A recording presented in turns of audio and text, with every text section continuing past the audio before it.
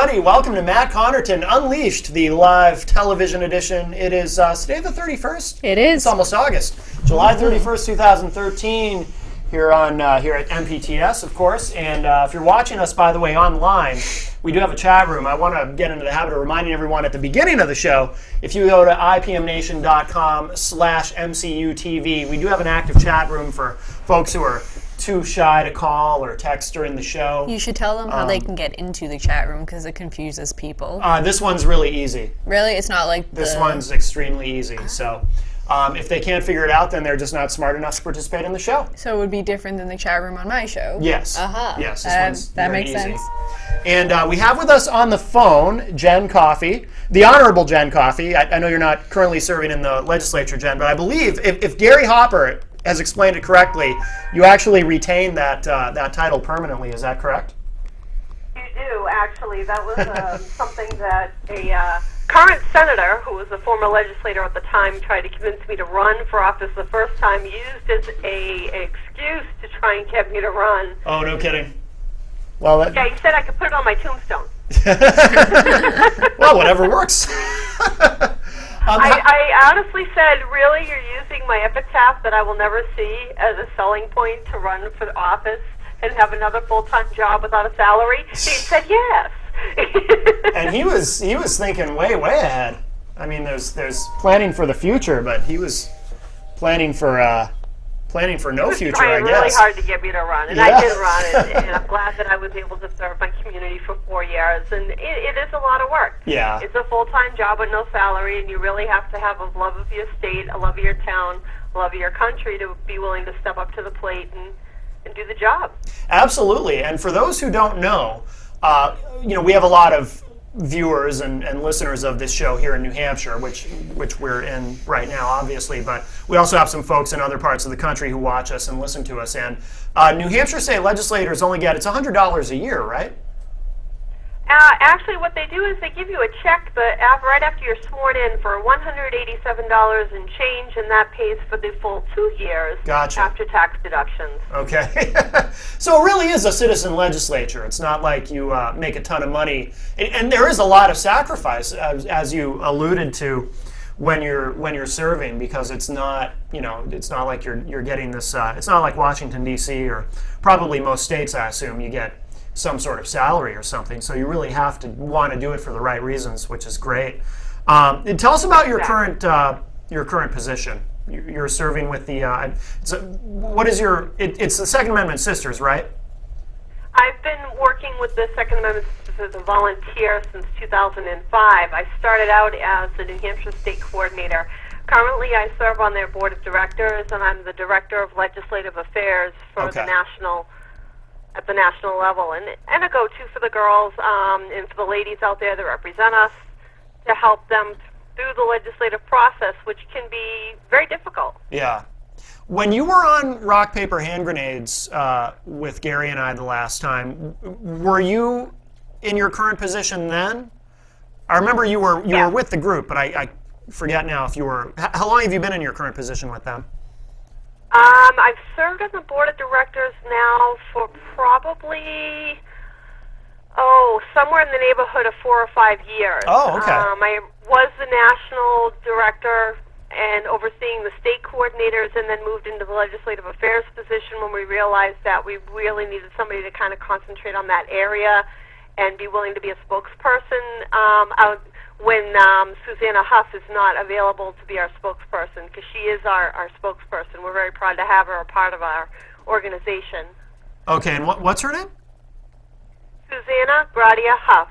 Oh, okay. She's very well known in the Second Amendment community in that she was legislated out of her right to defend her family when she was out to lunch with her mom and dad. She was a chiropractor at a cafe, Luby's Cafe in Texas, when a crazed man drove a truck through the restaurant and then got out and started to systematically murder everyone in his sight, and she watched her own mom and dad die before her eyes. Wow. And that she testified before Congress, yeah. And it's because of her that some of the laws have changed. Through her loss, other lives have been saved. Okay. Can you talk about your story, because you have a story of how you got involved in this as well. I know. It's kind of one of those weird stories. In the beginning, my husband and I, we just celebrated our 22nd wedding anniversary, but 2 years into our marriage, we had our son, and we had just a regular old rifle in the house, and I wasn't very fond of it. I had shot it a couple of times. I knew how to use it, but Sure. once our son was born, I was kind of against having it in the house, so we had little arguments about it. Where were you living at this point? At that point, we were living in Plymouth, Massachusetts. Okay. We had a nice little apartment, just a new family just starting up. We shared a car, shared responsibilities, parenting. We worked opposing shifts, so we didn't have to utilize babysitters or daycare centers. And we really used to argue over that firearm being in the house. And I unfortunately was one of those people that had that bizarre fear that somehow having this object in the house was a danger to my child. Mm-hmm. Right up until the point of where I had two very inebriated men outside of my home at 10 o'clock at night when my husband was working the 3 to 11 shift, and they attempted to gain entry into my home with me and my infant son Sure. in the house alone.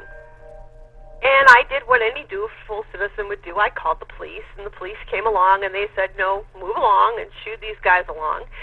And no sooner was the police officer out of sight did they come back, and now they're really mad because somebody called the police on them. Right, so they're right. swearing, and they're pounding on the window, they're pounding on the walls, they're banging on the door, and they're vowing that they're going to kill whoever it was that called the police on them. And I have to say that was a very frightening moment. Oh yeah, absolutely. When you called the police the first time, how long did it take them to get there? Do you remember? It didn't seem like it took that long, and I kind of poo-pooed it in my own mind, thinking, well, no big deal. They'll tell them to, they'll take them away. They'll go away. No big deal. Right. They didn't take them away. What they did was tell them to leave. They were causing a disturbance, whatever they said to them.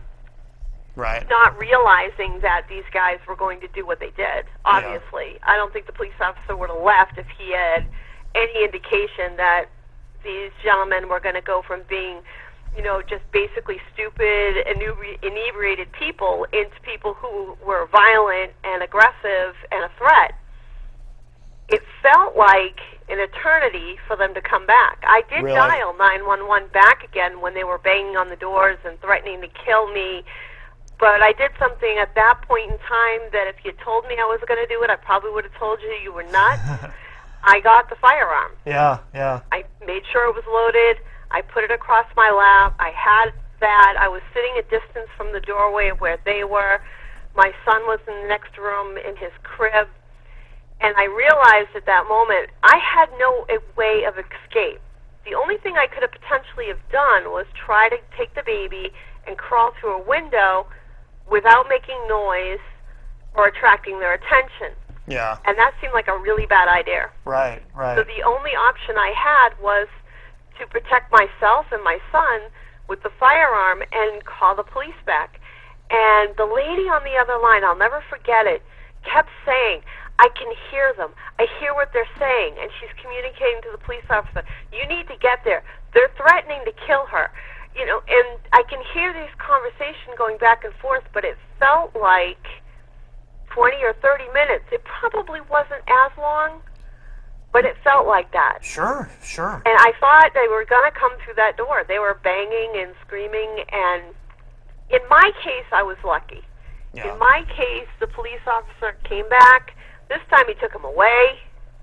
I never had to fire around. I never had to confront them face to face. Mm-hmm. Other people have not been that lucky. Right. I mean, if you paid attention to the news lately, there was an 80-year-old woman who was tied up in her home by home invaders recently in New Hampshire. There was another gentleman in his 70s with a similar incident that just recently occurred in New Hampshire. Police officers are going to try and get there as quick as they can. Right.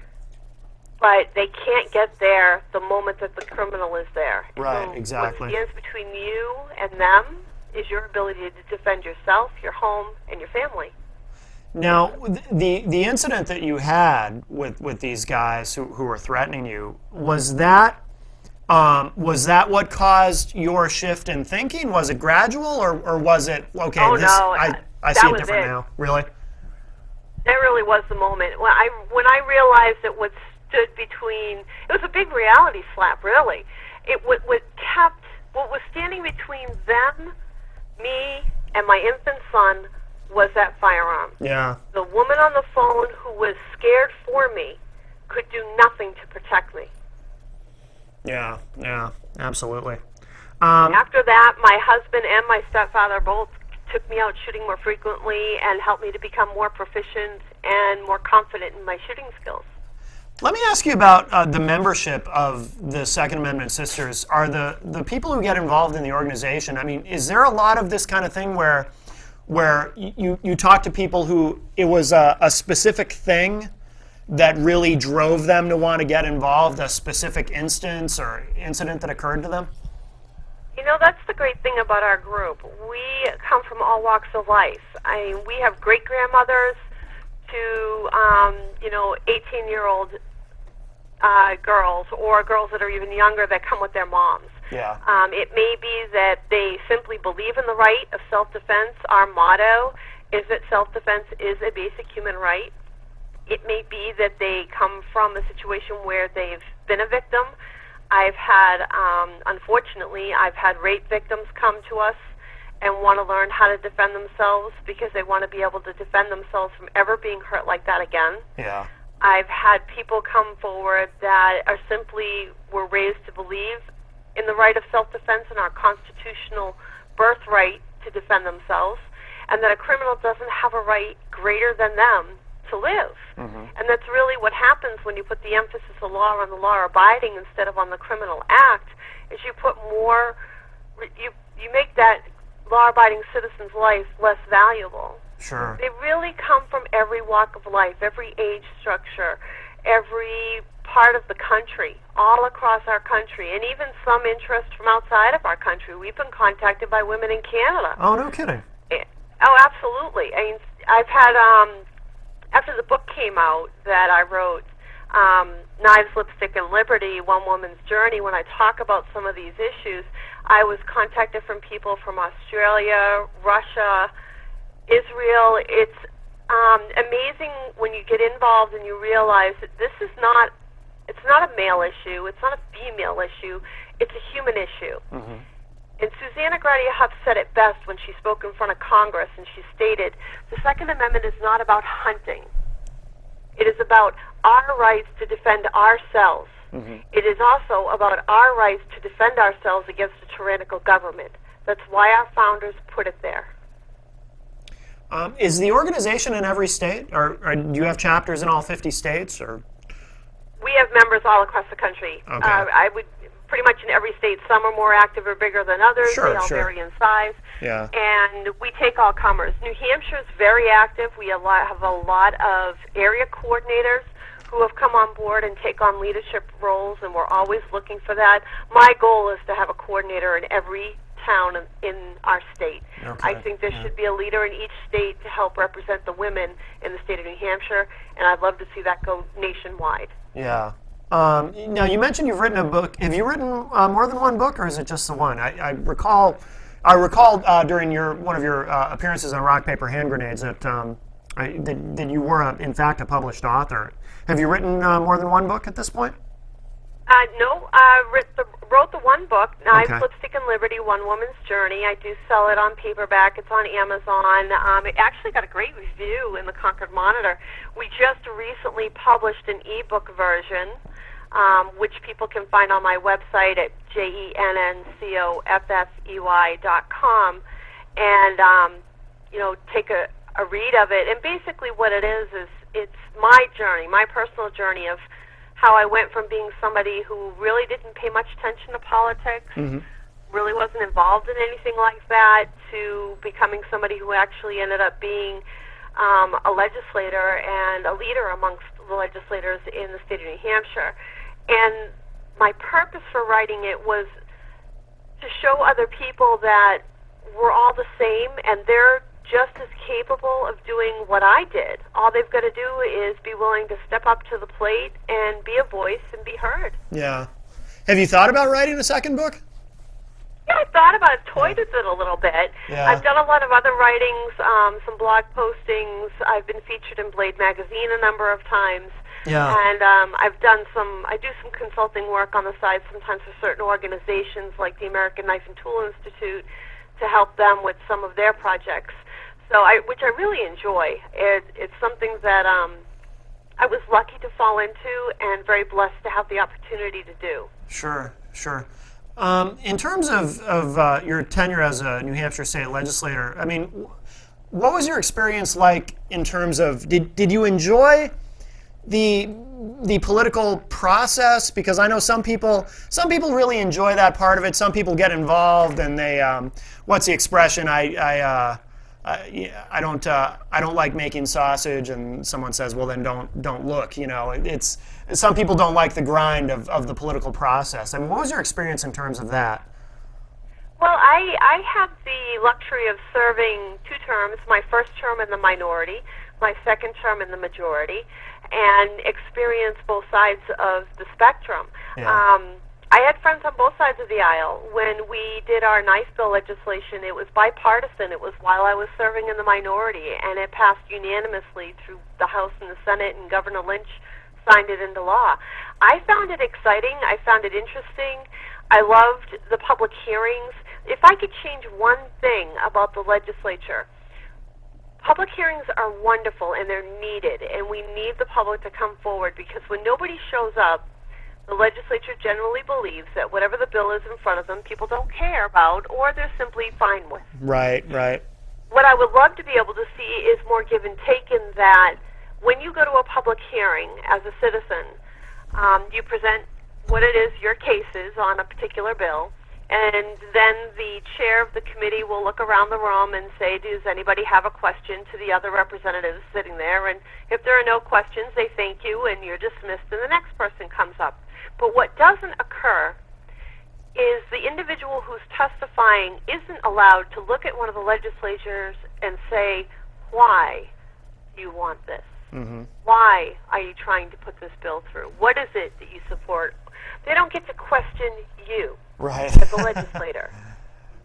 And yeah. I think that maybe that might make hearings longer, but too bad. Right. Every single piece of legislation that passes through the body or fails through the body has an effect on every single person's life. Mm-hmm. It doesn't matter whether or not you get into politics or not, because it will affect every aspect of your life, whether you're paying attention or not. Right, exactly.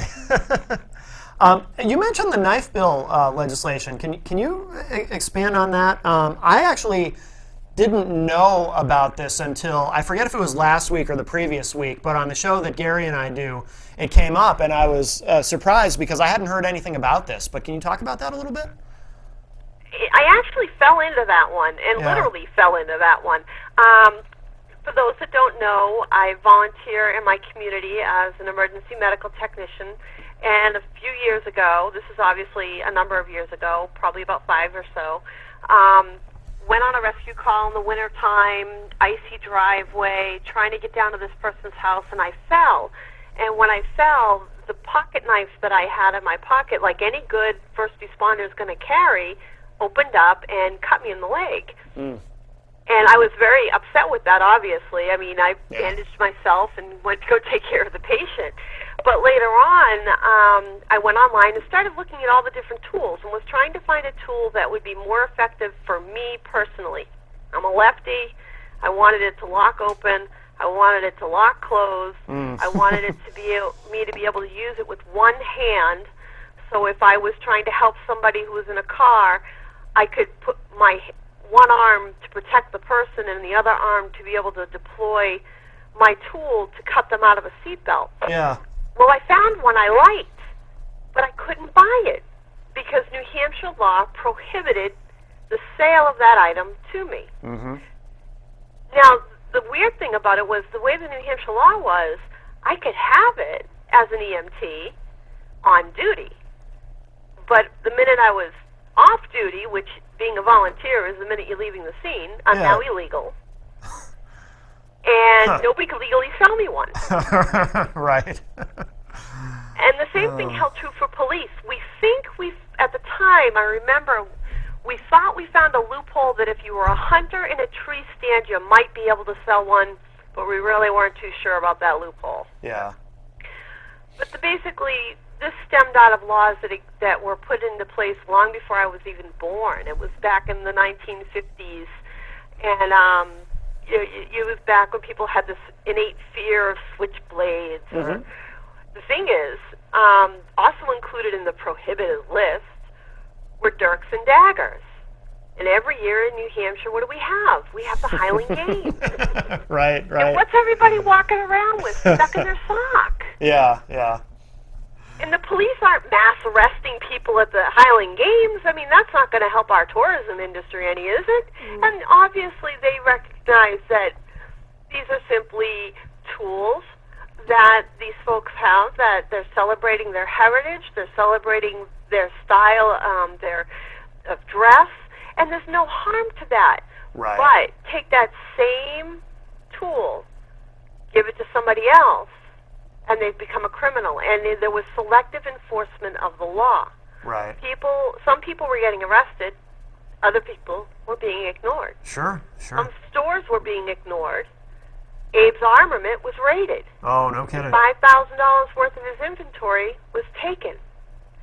So there was inequity of law, and law should always be equally applied to all citizens. There shouldn't be a special class. Yeah, absolutely.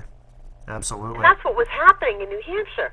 And when we brought the bill forward, I had bipartisan support, bipartisan sponsors, and I can remember in the hearings, and Representative Shortliff was the chair of the Criminal Justice Committee at the time, another member of the Democratic Party looked at me and said, "This is archaic law." Yeah. And he was right. Oh, I'm sure there's plenty of them. Well, and there's been a lot of work. I can remember my last term when I was serving as Vice Chair of Commerce, a rep coming in to show us these laws that had been in the books that denoted what color butter it had to be and what color margarine had to be. Yeah. On the New Hampshire books. Yeah. The statutes are so big, and I think that's part of our problem, whether you're looking at it at state or the federal level. We started out with a couple of pages of really great laws, and now we've got volumes and reams of it, and you cannot sit there and say, "But I didn't know it was illegal," because ignorance of the law is not allowed as a defense. Right. Even though it's, and there's entire websites dedicated to this. I'm sure you've seen some of them where they will actually list all these different laws, these arcane laws, these blue laws that don't make any sense in cities and towns all over the country, stuff that just never got repealed. Some of it you don't know why it ever existed to begin with. You can't walk your dog on the left side of the street on a Wednesday before noon or something. Just really weird stuff, and no one knows why they were even created to begin with. Did you know that in Massachusetts it used to be legal to shoot someone from Rhode Island if they crossed the border? I've heard that, yes. Yep. Did you know that, Jen? Did you know that also in Plymouth, Massachusetts, it's still a law on the books that on Sunday a man must walk 3 paces in front of his family carrying a blunderbuster while going to church? Well, see, that I can understand. I mean, that's just tradition. I really wanted to get one. I wanted to get a blunderbuster and actually do it. Right. Just because it was a law. But you can't it's not like that's an easy thing to find these days. And I think if we could have found one, I think my husband and I would have done it, because there was a church right down the street from where we lived that we used to go to it. Yeah. And I think it would have been interesting to see the reactions if we'd actually complied with the law. Well, you would have just been good, informed citizens, Probably would have had to carry copies of it with us, so we'd probably end up with one of those tanks they're trying to get in Concord rolling up, Right. over this blunderbuster. So the knife bill passed easily, right? Was there a little bit of opposition? Were there a few? Ironically, yeah, it was really weird. We had great support for some really amazing people. I was really blessed to be able to talk to Aaron Zellman from Jews for the Preservation of Firearms Ownership before his passing, and he was very supportive and imparted to me a lot of information that I just very much valued. And if you look at the book, you can see the scores and scores of people from across the country and in state that supported it. Ironically, I had the support of the Chiefs Police Association. They didn't want to be out there arresting people. Now that it had become an issue, now that it had been brought to light, they literally were put into a place of, we really want to go raid the the Highland Games? No. Right. None of them wanted to. Yeah. And they realized that what the bill brought forward was that the emphasis of law needed to be on the criminal and the criminal act, not on some inanimate object. And I had their support. Yeah. Ironically, there were some gun groups, local gun groups, that were opposed. Really? Now that does surprise me. Yeah, and there was one that was really upset with me because I didn't include brass knuckles and actually tried to blow the bill out of the water in the Senate over brass knuckles. When it was the knife rights bill, not the brass knuckle bill. If he wants to do that, yeah. do it on your own time. That wasn't our objective. Yeah. And it's funny, when we also passed preemption because we found out there was a number of small town communities that, little did the citizenry know, had restrictions on how, what kind of blade you could carry, how long the blade could be. So if you had a 4-inch blade pocket knife, you may be illegal in that town and not know it. And remember, ignorance of the law is not an excuse. Right. So we passed preemption. And I remember distinctly when we were passing preemption, one of the local gun groups accused me of trying to water down firearms preemption because we were simply adding the word knives to the existing law. And I'll never forget it because a friend looked at me and said, Jen, that's kind of like ordering a rum and Coke, asking for more rum, and then complaining they watered your drink down. Right. That's a very good analogy. Well, thankfully, again, that bill also passed unanimously through the House and the Senate, was signed by Governor Lynch into law. Yeah. Everybody, for the most part, realized that what we were doing was saying that tools are simply that, tools. Everybody, who doesn't use a knife? Think about it. What are you cutting your turkey with? I mean, do you carve it out with a spoon or do you use a knife? Yeah. Well, I let someone else do it because I'm clumsy. Oh, gosh. No, I really am. I'm very clumsy. I don't handle sharp things. Well, think about your construction worker, your electrician, your farmhand. I mean, there's so many jobs. Firefighters. I mean, there's so many people out there that use a knife in their daily work. Yeah. And it shouldn't be a criminal act to have a simple tool. Right. Now, if I pick up my TV and hit it over the head with you, that just became obviously a weapon. It could be called a deadly weapon if I cracked your skull. Right. And that's the way our law is written. It doesn't matter what the object is. It matters how and why it was used. If I hit you with my car, they're not going to just charge me with, reckless driving. They're going to charge me with, using a deadly weapon. Yeah. And the deadly weapon being my car. Right. You can also get manslaughter for accidentally hitting someone with your car. Yeah. If you Vehicular intentionally homicide. go out of your way to run somebody over with your car, it's not just going to be a murder charge. It is you will be charged with use of a deadly weapon. Right. Any object that's used with the intent of hurting somebody else, you can be charged as such, as you should be. As you absolutely should be. I don't care what the object is. If you intentionally pick something up or drive something or whatever it may be and try to harm somebody else and invade their liberty and take from them their life, you absolutely should be charged. And that's why those laws are on the books, and that's why the police have them available to them to go after people intent on hurting somebody else. Absolutely. Where are we currently with Stand Your Ground in New Hampshire? I know that there was a movement to repeal it or at least take another look at it in light of what happened in Florida has kind of forced a lot of new conversation about this, which I personally think it's healthy to discuss it, but where are we now currently with that in New Hampshire?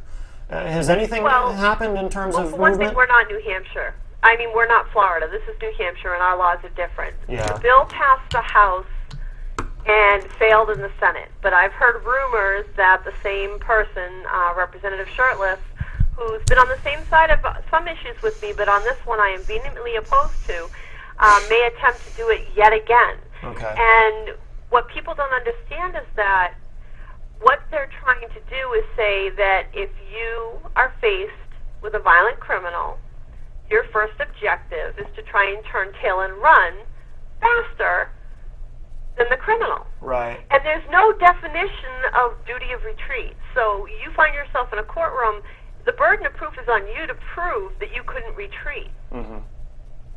Why would we want to go back to that? Right. This law was changed. It's been on the books for over 2 years. There hasn't been a single issue. And what the change in by adding stand your ground and removing the duty to retreat in New Hampshire did, and what is give equal footing to citizens.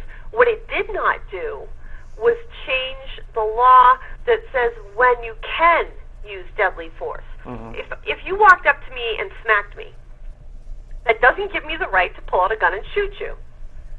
You approached me with non-deadly force. I don't have the right to pull out a gun and shoot you. Now, if you come up to me and start strangling me and you're trying to take my life from me, I have the right to be able to use deadly force against you. Right. And that's under existing New Hampshire law. And don't take my word for it. Look it up. It's RSA 627:4 that spells out the law. Okay. And what the picture that the Democrats are basically trying to portray is that we have the OK corral, everybody can just whip out guns and start shooting people because they said a bad word or they looked at you and said, I don't like you. That's not true. That's a violation of New Hampshire law, mm-hmm. and you will be prosecuted for it. Yeah, yeah. Are there, you say that now the Democrats are trying to repeal it, but I assume, and you would know the numbers much better than I, that it's not necessarily all Democrats in New Hampshire. I mean, this is a very pro-Second Amendment state, so I would assume there are some Democrats who will vote for keeping the law in place. There are some Democrats that are supportive of a person's right to life, to be able to defend themselves against a would-be criminal. Yeah. Unfortunately, on the House side of the issue, they were outnumbered by those that believe that you should try and turn around and run. Thankfully, the Senate put that to bed. Unfortunately, the rumor is that we may have to go through this all over again, and law-abiding citizens are going to have to take more days off from work to go up there yet again to deal with this same issue that we've already dealt with, and that has not been proven to do harm. This is New Hampshire, not Florida. Right. You cannot just take out a gun, and I can't say that enough, I can't stress that enough, and criminals simply do not fit the mold that RSA 627:4 speaks of. Yeah. Where does the governor stand on this? Do you know? Has she said anything? Yeah, she hasn't said anything to me personally, but I, judging by some of what I've seen and heard, I would venture to guess that she would probably happily sign it. Because, hey, what does she have to worry about? She's got a state policeman at her side anytime she needs them. That's true. Yeah. The rest of us, we don't get to walk around with our own personal police protection. Right. Yeah. Well, it'll be interesting to see where this goes. I mean, are you, in terms of a political assessment, are you optimistic that the repeal will fail, or are you very concerned? I mean, obviously you want to be vigilant with the position that you're in, but are you? How concerned are you? We have to be. I'm glad that it died on the Senate table. I am concerned that the House will bring it back yet again and not take no for an answer. Yeah. And we are probably going to have to, hold our senators to their votes and to their positions to defeat it yet again. That's all we can do. What's the alternative? Are they happier to see a story that somebody died? Or are they happier to see a story like what happened in Georgia when the woman with her two small children was hiding in her attic, and a man broke into her house in broad daylight, and the only thing that saved her life and her twin boys' lives was the firearm that she had. Yeah. And that was all caught on audio because she was on the phone with her husband was on the phone with the police, the 911 calls were recorded, and that was broad daylight. And we've had broad daylight break-ins increase in the state of New Hampshire. Does somebody have to die first? Because I really hope that's not where they're going. Shouldn't the state of New Hampshire's legislature be putting their emphasis where it needs to be on growing our economy, on attracting more businesses? We're losing jobs. They just announced it yesterday that Shaw's is shutting down stores. We are losing jobs. Ruger's moving part of their facilities out of our state. We're losing that battle when we need more jobs. That's what they need to be paying attention to, not bringing back a piece of legislation that the public has already spoken up and said, no. No, I agree with you. But before we wrap up with you, Jen, can you tell us how people can get involved with the Second Amendment Sisters? Little Mel here might be interested. She actually fired a gun for the first time. I did. Was it a couple of months ago now? Maybe about a month ago. About a month ago. With Gary Hopper took me shooting. Gary Hopper took her shooting. We have a lot of first-time shooters, women from all ages and all brackets. If they're under the age of 18, they do need to come with an adult. Okay. And we welcome them to our shoots, and we welcome them with open arms. We're very blessed to have facilities that allow us to come in and utilize the facilities without a charge. We do ask people to help donate to pay for ammunition. Unfortunately, ammunition has gotten rather pricey these days. Yeah. But people can go to the number 2, the letter A, the word sisters.org. So the number 2, letter A, sisters.org to find out more information, or feel free to contact me at JenNN@JenNCoffey.com. And I'd be more than happy to help you out. We also have a Facebook page put up, so you can easily punch in the Second Amendment Sisters and find our Facebook page and contact us that way. Great. That's fantastic. Do you mind if I ask her something real quick? Yeah, go ahead. I've been trying to get in there. Jen, I wanted to get your opinion on the woman in Florida that was given 20 years for firing the warning shot, and from what I understand about it is there was a physical altercation with her husband and her kids were there, and she had a restraining order, and she tried to invoke the stand your ground law because her life was threatened, but she got 20 years, and they're saying, well, she fired the warning shot, but it could have been ricocheted off the wall and hit someone. And in my opinion, especially after Zimmerman, going free and saying oh, it was stand your ground, I feel it's almost it's victim blaming, because people are saying well, she should have just left, or she could have gone, and I don't think people really understand the psychological mentality of somebody who is an abuse victim. So I just kind of want to get your opinion on if you think that her sentence was unfair or if it's justified. That's a really good question, and I'm going to be honest with you in saying that I'm not familiar with that particular case, and I would want to do more research into that case and into Florida's laws to get a better understanding. The only thing that we can compare it to is, if you remember, not long ago there was an elderly gentleman that caught a man trying to rob from his neighbor's home that he was looking out for, and he fired a warning shot, and the police were going to press charges on him, but the public outcry thankfully put a squash on that. Yeah. But you're right. There's a different mentality when it comes to people that are in abusive situations, especially when there are children involved. There are a lot of great resources that New Hampshire has for those types of situations, and I have had a number of women who've come to us that wanted to learn how to defend themselves because of those types of situations. And it's a delicate situation, and it really needs to be handled on a case-by-case basis. I would be wrong to try and weigh in on this particular case without knowing all of the facts first. Sure. Jen, do you have a blog that you write? I know you've done a lot of writing. Do you have a weekly blog or anything that you want to mention? Not necessarily weekly. I am on Concord's Patch.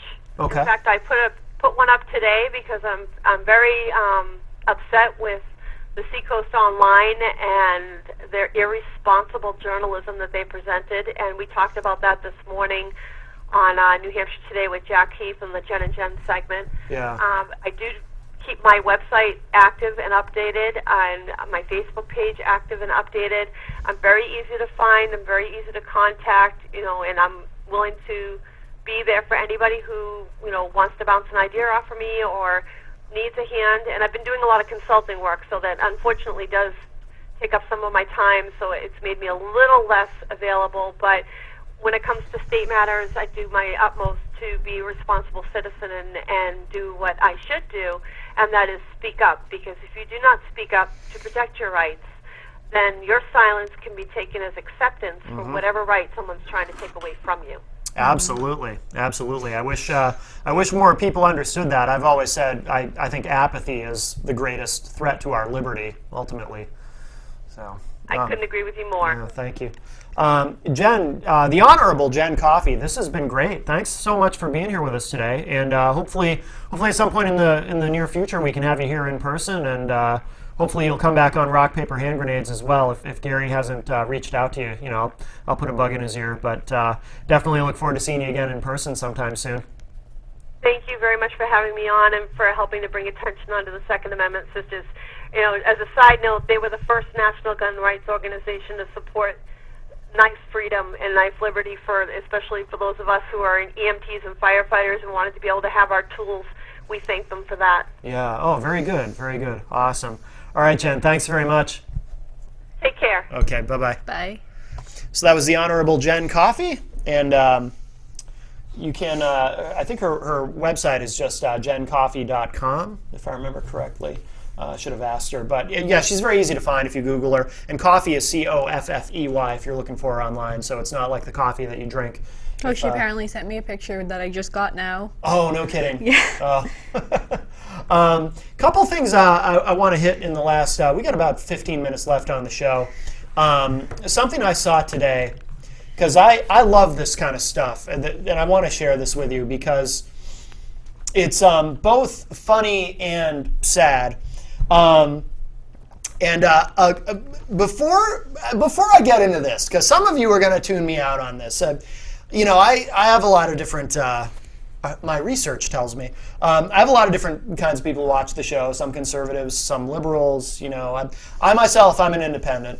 I'm neither a Republican or a Democrat, so I pick on everybody because I have no sense of loyalty to either party. And there's a lot of reasons for that, which you've probably, if you're a regular viewer, you've heard me explain 1,000 times why that is. So we won't get into all that. But the reason I say before you tune me out is I am going to talk about, I am going to pick on Republicans on a couple of things here really quickly because I find this stuff funny. But before those of you who lean right tune me out, I'm going to slap Obama at the end of this. So there's a little something for those of you Obama haters to stick around for. I'm not just going to spend the last quarter of the show bashing Republicans, but this is really funny to me, so I have to do this. So this story popped up today, and I will follow this story with a couple of other stories from the past that you'll see how this all connects. This is from Huffington Post. Jordan, I'm not sure how to say his last name. Ullery? It's Ulery. Jordan Ullery, a New Hampshire Republican, shares satirical bestiality stories in foolish emails. Now, of course, as you can probably guess from this headline, the Honorable Jordan Ullery is obviously opposed to same-sex marriage. And viewers of this show know how I feel about it and how Mel feels as well. We're very much in favor of marriage equality, and we're very excited at the recent Supreme Court ruling, etc. And probably some of the audience has tuned me out just because I brought that up, but regardless, well, a lot of Republicans now, too, are actually in favor of marriage equality, so we've seen some progress there, in my view. But I have to read this story to you, and boy, does this make me proud to be from New Hampshire, he said, dripping with sarcasm. New Hampshire Representative Jordan Ullery, Republican of Hudson, recently sent an email to other state lawmakers with references to stories about how gay marriage could lead to, quote, multiple partners and animal interactions, unquote.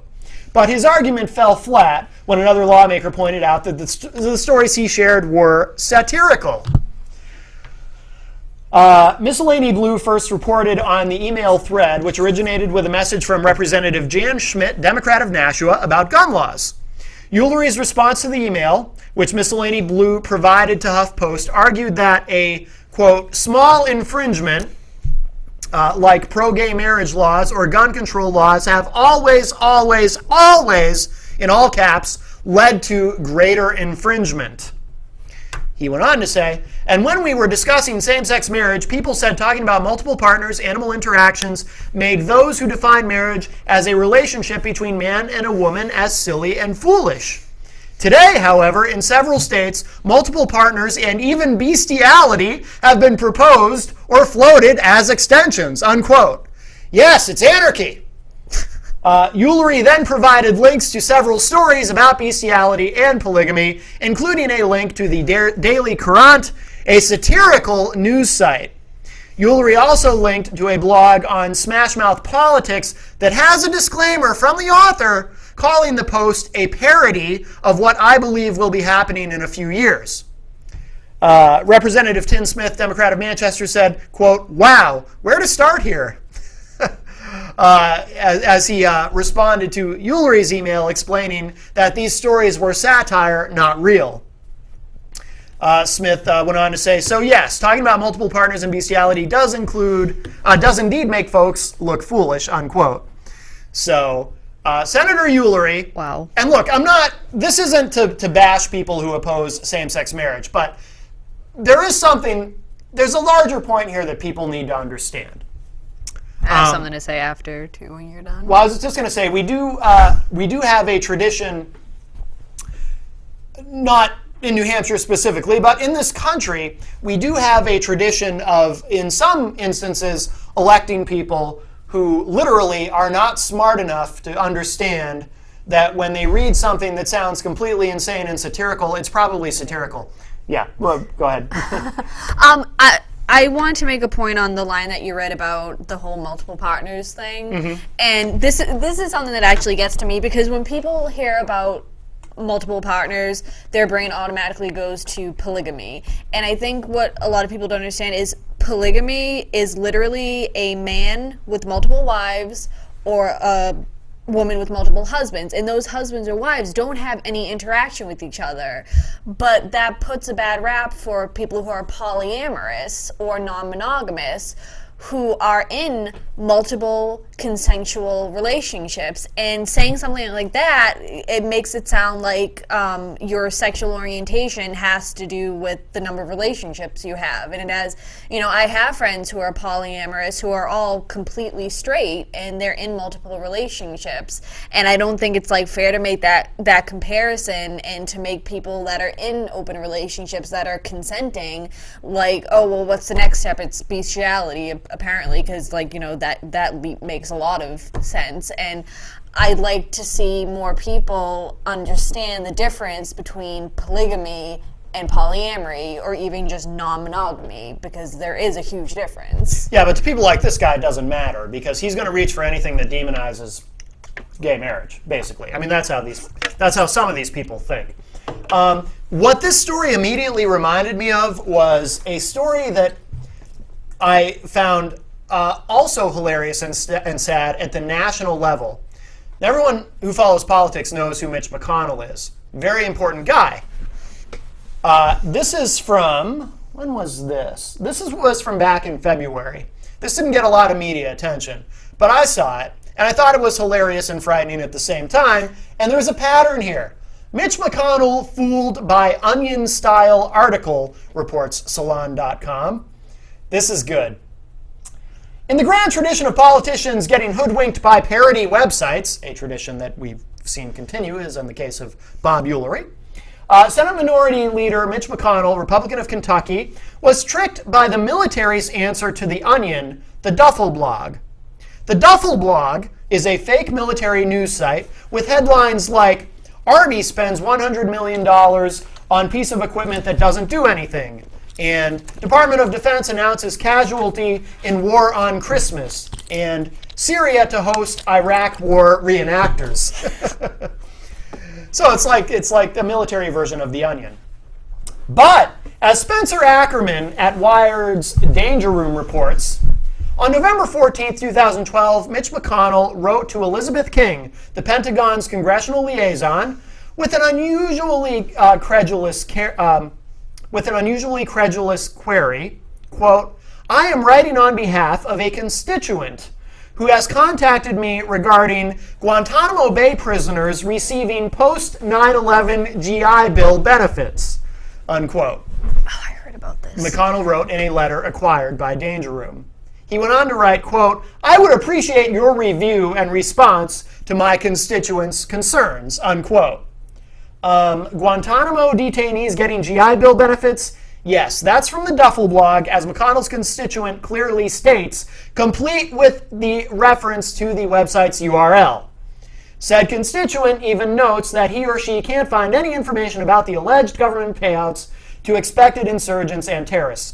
So the constituent was too dumb to realize they were reading a parody and then forwarded it to Mitch McConnell's office, and McConnell was then too dumb to realize. I'll read the rest of this quickly. Department of Defense spokesman Wesley Manheim said that it was all a matter of fairness. Quote, oh, this is more from the article, this satire. Quote, "The DoD has been doing everything it can to prevent torture from being used against detainees at Gitmo. By allowing the detainees to use the Department of Veterans Affairs, we hope to completely crush their souls with bureaucracy, which, to be noted, is completely different from torture. I mean, hell, the VA does that to our veterans on a daily basis," unquote. By the way, an observation, the best satire is rooted in truth, believable truth, and it is true that the VA does crush the souls of our military veterans on a daily basis. Just ask a military vet. When pressed as to how the detainees would be able to use the money, Manheim stated, "Mostly through online courses, probably Phoenix College. Don't worry, it's not like they'll be getting a real education." Hey. Hey. It's from the article. The very idea that the U.S. government would extend GI Bill benefits to enemy detainees is patently absurd, says Army Lieutenant Colonel Ted Brasile, the Pentagon's Guantanamo spokesman, told Danger Room. So it honestly concerns me that, like, if that article, the actual satirical article, showed up on my news feed, just some of that language, like, I'd be able to tell. Like, my, like, friend's, like, 5-year-old child could probably tell. And it concerns me that there are people in our government that can't tell that that's not, like, for real. Like, these are the people that are running our, like, a 6-year-old could probably figure that out. Yeah. And it's like, why would you just base it on one website? I mean, to me, if I saw something like that, I'm gonna go do more research and see if I can find it in other places. I'm not just gonna take one, especially a website like Duffel.com blog, or Onion.com. Yeah. It's all right. As promised, there's one more story here, but I'm not going to get to it. But Google, for anyone who wants to, Google Bob Kingsbury. Bob Kingsbury, I covered this on the show when we were at QC News last year. His remarks that linking kindergarten to higher crime. Apparently, if you send your kid to kindergarten, they're more likely to become a criminal. Bob Kingsbury, he's another great New Hampshire legislator. I went to kindergarten but, twice. But we won't. We don't have time for that. I promised I was going to smack Obama before we go, in the interest of fairness, because I don't like either party, and I think both parties at the federal level are working together to ruin America. I'm a non-ruin America guy. And Obama, he's part of the problem. He's not the problem, as some Republicans would have you believe, but he is part of the problem in the corporatocracy that runs our government. This is also from Huffington Post. Larry Summers gets full-throated defense from Obama in Capitol Hill meeting. I'll read this quickly. Obama gave a full-throated defense of Larry Summers in a closed meeting with House Democrats Wednesday, according to a lawmaker in the room, but said he's nowhere near making a decision on who will be the next Fed chairman. Summers, along with Janet Yellen, are reportedly the top contenders for the Fed post. White House advisor Dan Pfeiffer said Wednesday that no decision will be made until the fall, but that hasn't stopped people from speculating about the frontrunner. I'm skipping ahead here because we're short on time.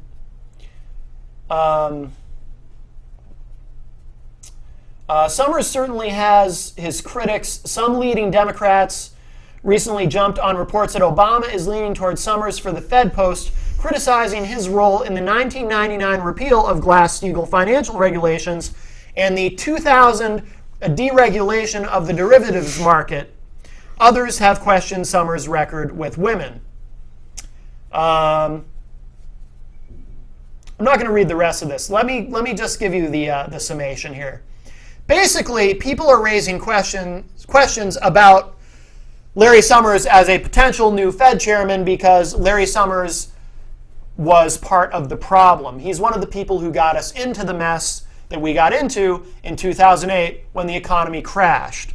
But you see, what traditionally happens is